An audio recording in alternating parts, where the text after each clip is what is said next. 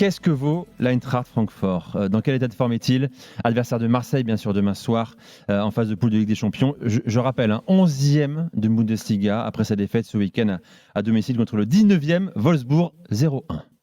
Alors, c'est délicat de parler comme ça, dans le sens où le week-end dernier, je vous annonçais que c'est parti pour Francfort après la déculottée qu'ils avaient infligée contre Leipzig 4-0.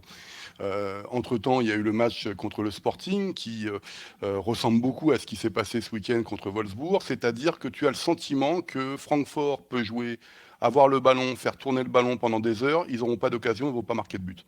Donc à ça, c'est assez désagréable comme sentiment, surtout que Francfort était une équipe qui nous avait habitués à toujours jouer un jeu extrêmement agressif, notamment à le contre-pressing, en étant très dynamique dans la surface adverse. Là, en plus, le retour de Mario Götze, que tu associes à Lindström et à Kamada, ça donne un cocktail de milieu offensif qui est très très intéressant, techniquement parlant.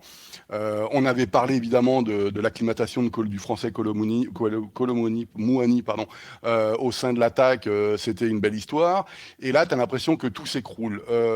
Oliver Glasner, très clairement, après la rencontre contre Wolfsburg, n'était pas du tout content. Il a fait une réunion avec ses cadres pour expliquer ce qui n'allait pas, etc. Et si tu veux, ils sont dans l'obligation de faire un résultat à Marseille.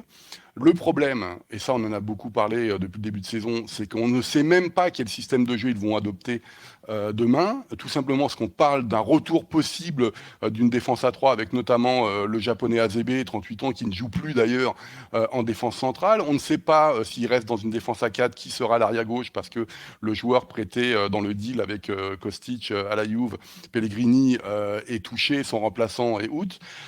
Et on ne sait pas trop si Sébastien Rodeux, qui est revenu plus tôt que prévu, pourra jouer au milieu de terrain. Donc si tu veux, il y a énormément d'interrogations.